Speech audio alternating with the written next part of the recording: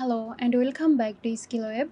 In today's tutorial, I will show you how to convert JPG to SVG. So let's get started the video.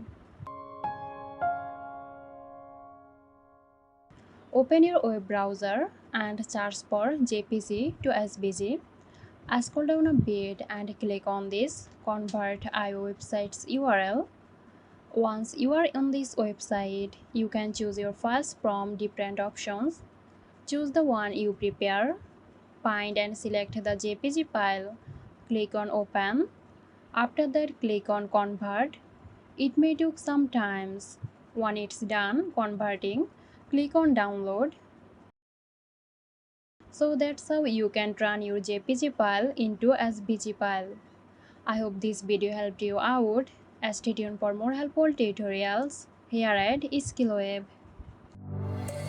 This video is sponsored by Girosoft. Girosoft offers graphic design, UI UX design, digital marketing and web development.